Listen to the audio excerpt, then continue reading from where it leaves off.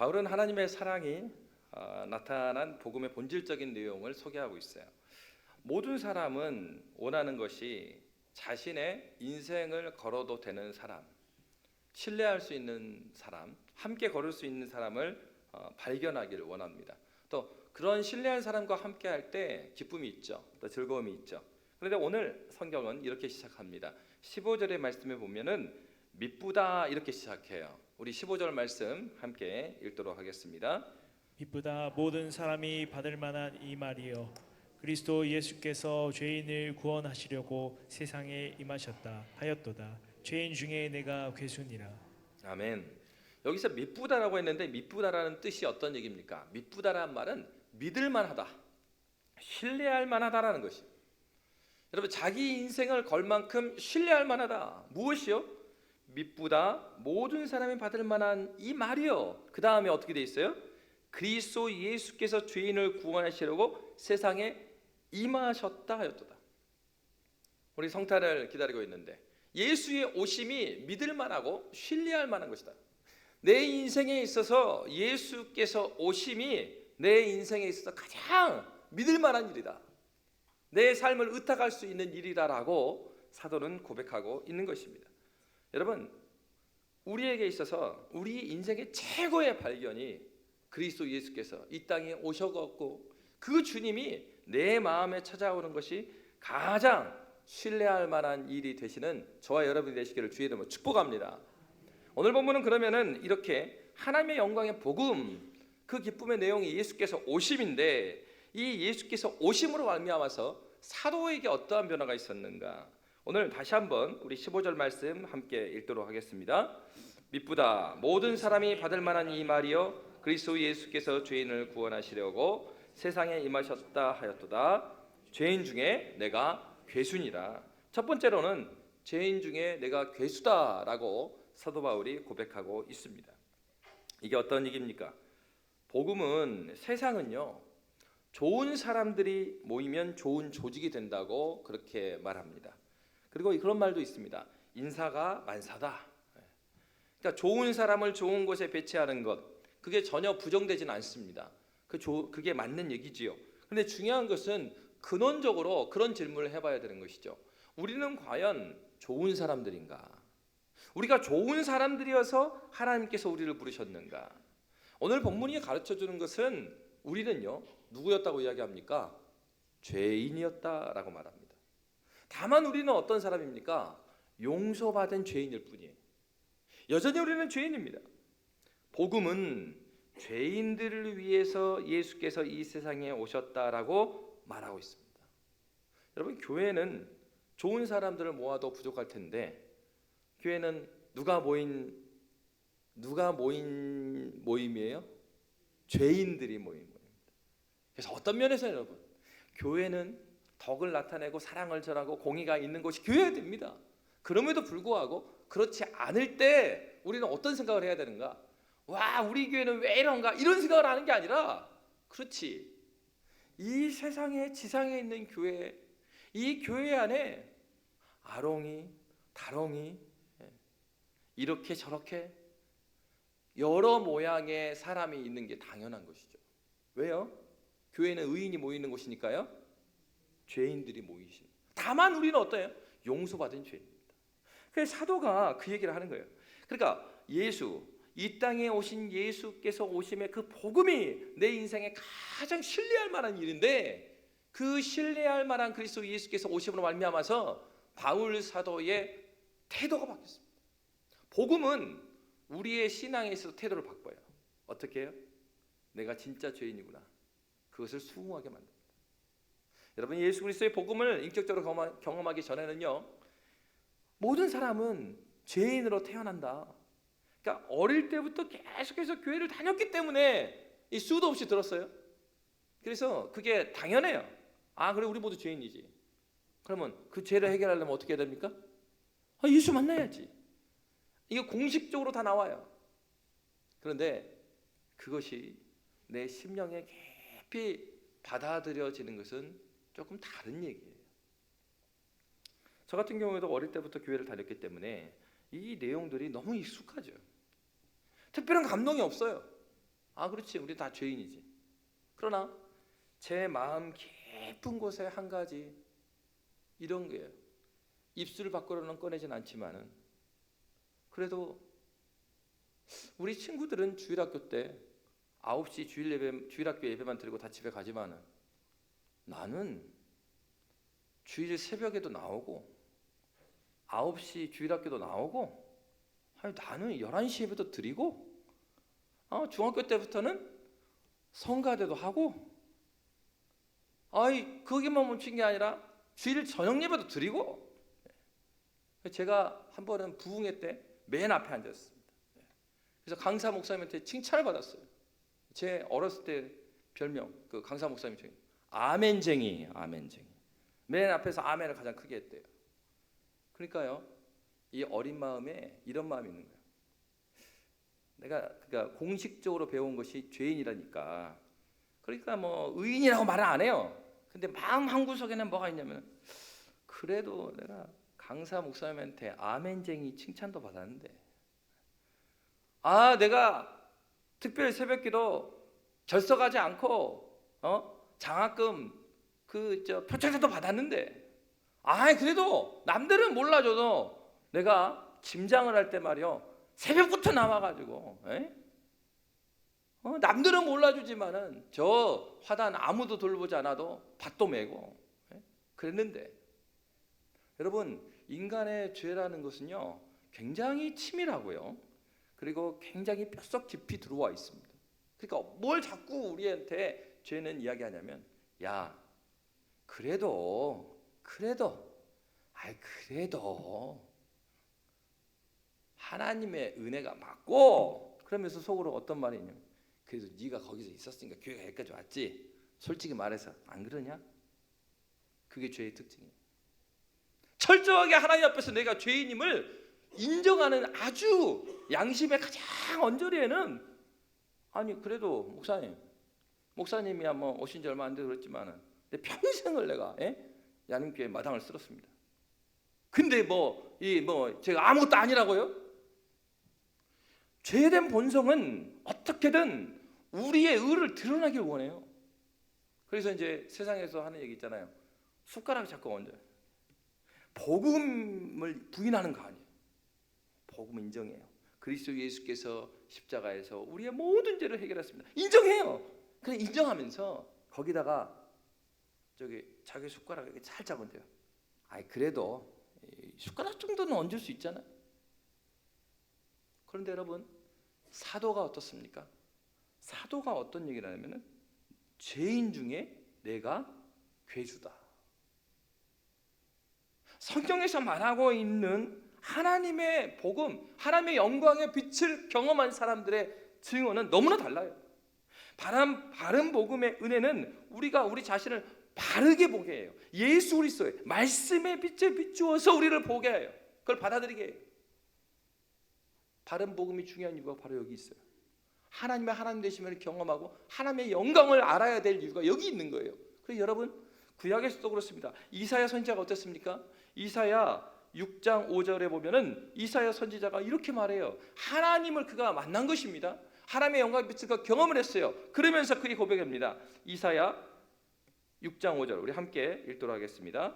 그때에 내가 말하되 화로다 나여 망하게 되었도다. 나는 입술이 부정한 사람이요 나는 입술이 부정한 백성 중에 거주하면서 만군의 여호와이신 왕을 배웠음이로다 하였더라. 하나님의 영광의 빛을 경험한 사람보다 어떻게 말해요? 나는 부정한 사람입니다. 이사야만 그랬던 것이 아닙니다. 신약에 보면 베드로가 이렇게 말했습니다. 베드로는 누가복음 5장 8절에 이렇게 말하고 있습니다. 함께 읽겠습니다. 시몬 베드로가 이를 보고 예수의 무릎 아래에 엎드려 이르되 주여 나를 떠나소서. 나는 누구라고요? 죄인이로소이다. 여러분, 베드로만 그런 것이 아니죠. 바울은 로마서 7장 24절에 이렇게 말하고 있습니다. 함께 읽겠습니다. 오호라 나는 곤고한 사람이로다. 이 사망의 몸에서 누가 나를 건져내랴. 빌보 3장 7절에서 9절은 바울이 이렇게 고백해요. 우리 함께 읽겠습니다. 그러나 무엇인지 내게 유익하던 것을 내가 그리스도를 위하여 다 해로 여길 뿐더러 또한 모든 것을 해로 여기면 내 주 그리스도 예수를 아는 지식이 가장 고상하기 때문이라. 내가 그를 위하여 모든 것을 잃어버리고 배설물로 여기면 그리스도를 얻고 그 안에서 발견되려 함이니 내가 가진 의는 율법에서 난 것이 아니요 오직 그리스도를 믿음으로 말미암은 것이니 곧 믿음으로 하나님께로부터 난 의라. 아멘. 의를 이야기할 때 자기의 무엇을 하나도 말하지 않아요. 그리고 이사야나 베드로나 바울이나 동일한 것은 무엇입니까? 하나님의 영광의 빛 아래 그가 섰을 때 그가 자신의 어떠함을 인정하는 거예요. 나의 죄인이라는 걸 인정하는 거예요. 철저하게 죄인이고 존재 자체가 죄인입니다. 여러분, 복음은 하나님의 말씀에 비춰서 우리가 누구인지를 진실하게 고백해 주도록 해주시는 하나님의 은혜입니다. 여러분, 이 죄 고백이, 그러니까 이거는 이런 거 아니에요. 남들 앞에서 나는 죄인입니다 고백하라는 걸 그걸 말하는 게 아니고 우리의 심령 안에서 내가 하나님 앞에 고요히 서 있을 때 그래도라는 것이 없는 상태. 하나님 맞습니다. 전 철저하게 죄인입니다. 이것을 인정하고 있느냐? 무엇이 그것을 가능하게 한다고요? 복음이 우리를 하나님 앞에서 내가 누구인지를 인정하게 만드는 것입니다. 그러므로 여러분, 저와 여러분이 참된 하나님 나라의 복음을 깊이 경험하는 저와 여러분이 되시기를 주의 이름으로 축복합니다. 그래서 찬송가, 어떤 찬송가 있습니까? 주 예수 내 맘에 들어와 계신 망령된 행실을 끊고 머리털보다도 더 많던 내 죄가 눈보다 더 희어졌네. 주 예수 내 맘에 오심, 주 예수 내 맘에 오심, 물밀듯 내 맘에 기쁨이 넘침은 주 예수 내 맘에 오심. 망령된 죄를 끊어요. 왜요? 주 예수 내 마음에 오시느래 내 죄가 눈보다 희어졌어. 내가 죄인임을 인식할 뿐만 아니라 그 죄가 무엇인지 그리스도 예수의 십자가 이미 못 박혔고 그리스도께서 승리하셨다는 그 기쁨이 내 안에 찾아오는 거예요. 동시적이죠. 죄인됨에 대한 고백과 그 죄로 인한 슬픔이 있음과 동시에 그 죄를 이기신 하나님 그리스도 예수의 십자가의 영광으로 말미암아서 감격하고 기쁘고 그리고 하나님에 대한 기대감을 가질 수 있는 것, 이러한 참된 믿음이 저와 여러분에 있으시기를 주의 이름으로 축복합니다. 그렇습니다. 그렇기 때문에 바울은 믿보다 모든 사람이 받을 만한 이 말이요 그리스도 예수께서 죄인을 구원하시려고 세상에 임하셨다 하였도다. 죄인 중에 내가 괴순이라 이렇게 말했습니다. 근데 여러분, 특징이 여기 뭐냐? 죄인 중에 내가 괴순이라라고 했는데요, 여기서 죄인 중에 내가 괴수였다라고 말하잖아요. 참으로 하나님의 영광의 복음을 경험한 사람의 특징은 내가 현재적으로도 하나님 앞에 죄인임을 고백하는 사람입니다. 이렇게 말하잖아요. 과거에는 내가 그렇게 살았었지라고 말하지 않습니다. 오늘 본문에 보면은 헬라어로 보면은 내가 괴수입니다라고 했을 때, 괴순이라 했을 때 이다는요 에임이 이런다는 비동사예요. 존재에 대한 얘기예요. 무슨 말입니까? 과거에는 그랬고 지금 그렇지 않다는 게 아니고 내가 그리스도 예수께 나아가기까지 나는 용서받은 죄인입니다. 지금도 죄인이에요. 여러분, 그 말은 내가 지금 죄를 짓고 있다라는 것을 변명하는 내용이 아니고요.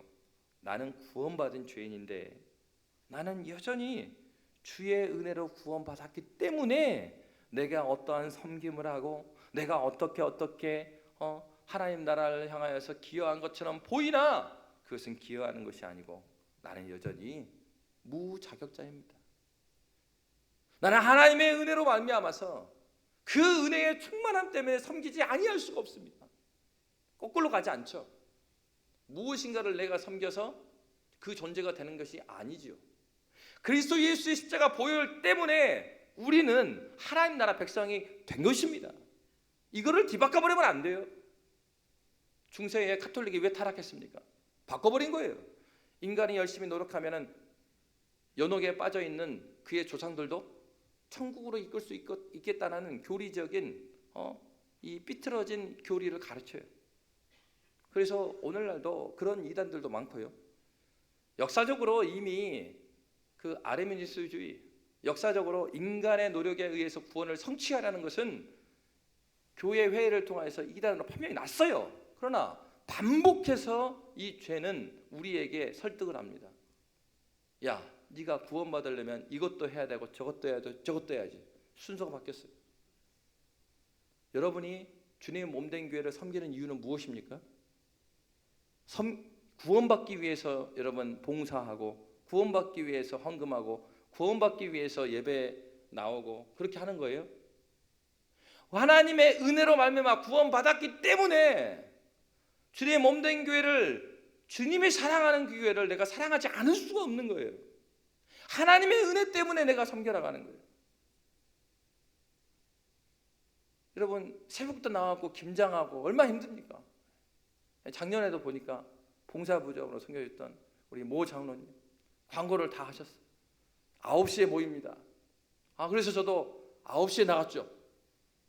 근데 새벽기도 끝나고 나서 장로님부터 해갖고 다 해놓으셨어요. 9시에 가니까 할 게 없어요. 왜 해요? 아이고 그래도 남들보다 새벽부터 했으니까 이렇게 하면 내가 구원받고 천국에 더 높은 자리에 올라가니까? 아니죠. 하나님의 은혜가 너무나 감사하니까 주님 제가 남들보다 그 은혜에 너무, 주님이 주신 은혜가 너무 큰데 내가 먼저 주님을 섬기고 싶습니다. 주님 새벽기도 끝나고 기도가 나니까 5시, 6시에 아이고 3시간이 남았는데 주님 더 이상 못 기다리겠습니다. 내가 먼저 하겠습니다. 정말 깜짝 놀랐어요. 그 다음 날도 그래서 장로님 내일은 꼭 9시 하는 것이죠? 예, 내일은 9시입니다. 다음 날도 새벽에 다 하셨어요. 여러분 그거요, 그걸 해갖고 뭐 상을 받고 뭐 해갖고 그렇게 해갖고는 그렇게 어떻게 합니까? 몸이 힘들고 몸이 망가지고. 그럼에도 불구하고 우리가 주님의 몸된 교회를 섬겨나가는 이유가 무엇이에요? 구원받기 위해서 그렇게 하는 것이에요? 아닙니다.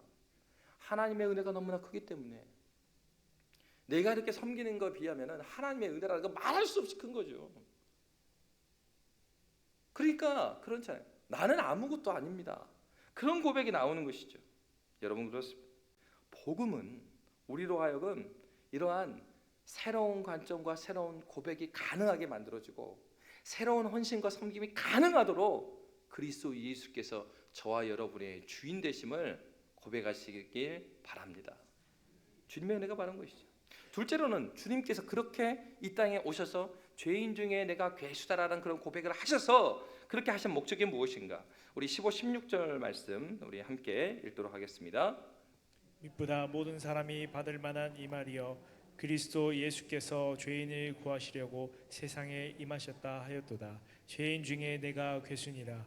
그러나 내가 긍휼을 입은 까닭은 예수 그리스도께서 내게 먼저 일체 오래 참으심을 보이사 후에 주를 믿어 영생 얻는 자들에게 본이 되게 하려 하심이라. 아멘. 16절에 보니까 내가 긍휼을 입은 까닭은 예수 그리스도께서 내게 먼저 일체 오래 참으심을 보이사 후에 주를 믿어 영생 얻는 자들에게 우리를 본이 되게 하려 하심이었다. 우리가 아무것도 아님에도 불구하고 여전히 죄임에도 불구하고 하나님께서는 죄인도 하나님 나라 영광을 위해서 쓰시기 위해서 우리를 부르셨다는 얘기죠. 그러니까 죄인 중에 내가 괴수다.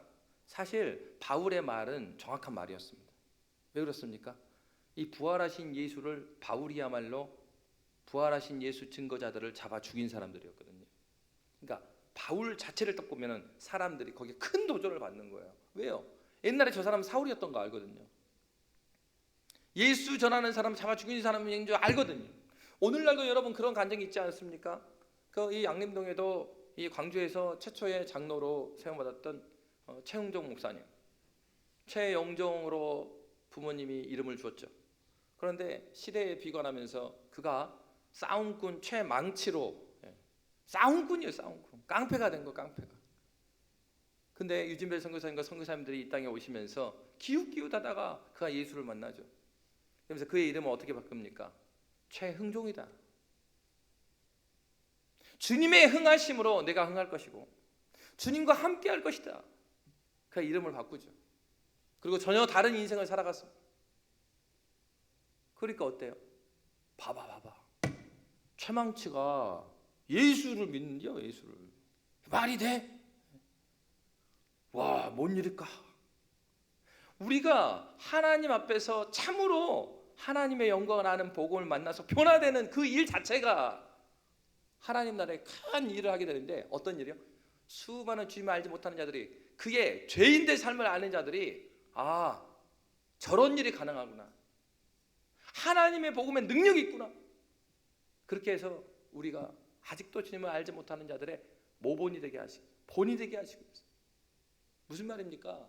우리가 생각하기에 우리는 별거 아닌 것 같고요, 이렇게 해갖고 하나님의 영광이 될까라고 생각할지 모르지만 하나님께서 저와 여러분을 어쩌다가 부르셨다 그 말이에요. 분명한 목적이 있다라는 거예요. 어떠한 목적입니까? 오늘 말씀처럼 주를 믿어 영생 얻는 자들에게 무엇이 되게 하려 하심이라고요? 본이 되게 하려 하십니다. 그래서 여러분, 우리를 영생으로 부르신 까닭에 그런 이유를 가지고 있는 사람들의 고백에 나를 위해서가 아니라 다른 사람들을 위해서, 하나님의 영광을 위해서 그렇게 살아가는 거죠. 그래서 조이라는 선교단체가 있습니다. 조이라는 선교단체가 영어로 J-O-Y, 조이잖아요. 이 조이의 첫 글자예요. J-O-Y가 첫 번째는 Jesus first예요. 예수가 첫 번째다. 조이에서 두 번째 O는 뭐겠어요? Others second. 다른 사람들이 두 번째다. 그리고 마지막 Y는 뭘까요? You third. 네가 세 번째야. 나는 제일 마지막입니다. 첫 번째가 누구라고요? 예수님입니다. 두 번째가요, 다른 사람들이고 나는 맨 마지막입니다. 여러분, 그렇죠? 참으로 하나님의 영광을 경험한 사람들의 고백은 바로 이러합니다. 그렇기 때문에 예수님께서 가르쳐 주긴 주기도문도, 주기도문의 주어가 나가 아니죠. 우리입니다. 우리. 예수님이 가르쳐 준 주기도문도 공동체적인 기도예요. 다시 말하면 저와 여러분은 어떻게 부르심 받은가요? 개인적으로 부르심 받았다는 얘기예요. 예수를 믿는과 동시에 우리는 공동체로서 존재합니다. 홀로 존재하는 것이 아니에요. 그렇기 때문에 여러분 안에 지금도 내가 교회를 다니는데 홀로 다니는 것 같다면 하나님 앞에서 기도하면서 함께 부르짖어야 합니다. 하나님, 우리 구역이 진실한 공동체 되게 해주십시오. 내가 신앙생활 혼자 하는 거고 세상에서 혼자 복음의 진리를 가지고 싸워가는 사람이 아니라 하나님의 진리를 붙들고 함께 싸워가는 동역자로 허락하여 주시옵소서. 하나님께서 우리를 홀로 싸워가더라고 하지 않으셨어요. 어딘가에 그 동역자가 있습니다. 엘리야 선지자가 어땠습니까? 주님, 너무 괴로운 거예요. 너무 두려운 거예요. 850대 1로 싸워서 이겼습니다. 그럼에도 불구하고 그가 큰 두려움에 빠졌을 때, 하나님, 저를 데려가 주십시오. 더 이상 이렇게 홀로 못 싸우겠습니다. 그럴 때 하나님께서 뭐라고 말씀하셨어요? 엘리야야, 아직 바알에게 무릎 꿇지 않은 7천의 용사들이 있다. 그러니까 너무 홀로 이거 싸우는 거 아니다. 여러분, 저와 여러분을 하나님께서 한 공동체로 함께 싸워가는 믿음의 동역자로 부르셨음을 기억하시기 바랍니다. 그렇기 때문에 교회가 중요한 거예요. 그렇기 때문에 구역이 중요합니다. 바울의 자랑의 방식은 무엇이었습니까? 그렇기 때문에 바울은 고린도후서 11장 30절에 이렇게 자랑했죠. 나의 모든 것을 하나님께서 본으로 사용하실 것이니까 함께 읽겠습니다. 내가 부득불 자랑할진대 내가 약한 것을 자랑하리라. 왜 약한 것이 자랑이 됩니까? 나보다 더 연약한 자들이 내 약한 모습을 통해서 저 바울도 저랬던 사람이구나, 핍박자요, 박해자요, 포행자였구나, 그런데도 하나님께 쓰시는구나. 하나님은 우리를 붙들어 주십니다. 유명한 좋은 대학, 좋은 직장, 그곳에 나왔다고 해서 하나님의 본이 되는 것이 아니죠. 평범하다 못해서 때로는 이름도 없이 빛도 없이 살아가는 사람도 있지만, 이 세상은 그렇게 바라볼지 모르지만 하나님께서는 그렇게 보지 않아요. 왜요? 아무도 바라봐주지 않고 주목하지 않은 그 자리에 있는 그 사람 안에 평범하지 않은 하나님 나라의 복음이 그에게 있다면 하나님께서 그 빛이 되어 주셔서 그 빛을 비춰주시기 때문입니다. 누가 본이 될 수 있겠습니까? 세상에서 말하는 지위나 세상에서 말하는 무엇을 가지고 있기 때문에 본의 아닙니다. 유명한 바이올리니스트가 큰 공연을 열었습니다. 근데 연주 중에 갑자기 바이올린 줄이 끊어졌어요. 근데 이제 이 바이올리니스트가 당황하지 않고 무대 뒤로 들어갑니다. 그리고 잠시 후에 나와서 바이올린 줄이 다 조율이 된 상태에서 연주를 이어갔어요. 사람들이 이제 물었어요. 아니 어떻게 그렇게 짧은 시간 동안에 바이올린을 고쳐서 왔습니까? 그러니까 바이올리니스트가 하는 얘기가 이거였어요. 제가 할 수 있었던 일이 아닙니다. 무대 뒤에는 이름이 알려지지 않은 바이올린 수리공이 있으시고 그는 무대에 서지도 못하고 늘 관객의 박수도 받지 못하지만 언제나 제 바이올린을 고쳐줬습니다. 그가 저를 살렸습니다. 그가 진정으로 큰 사람입니다. 그러니까 그 이후에 이제 기자들이 이 수리공을 인터뷰합니다. 수리공이 이런 말을 했죠. 사람들이 저를 몰라도 괜찮습니다. 제가 고친 바이올린을 통해서 누군가가 감동을 받을 수 있다면 그것이 저의 기쁨입니다. 회심한 사람들, 하나님의 영광의 복음을 경험한 사람들의 위치가 무엇입니까? 때로는 우리는 주목받지 않은 곳에 서 있습니다. 그렇다고 해서 의미 없는 자가 아닙니다. 주목은 누가 받으시면 됩니까? 그리스도 예수께서 주목받으시면 돼요. 우리는 무대 뒤에 있어도 괜찮습니다. 다만 무대 위에 계실 주님이 나의 약함도 주님께서 영광 받으시게 쓰신다고 한다면 그것으로 나는 기뻐합니다. 그것으로 만족합니다. 저와 여러분이 그 복음 안에 거하시기를 주의 이름으로 축복합니다. 살아계신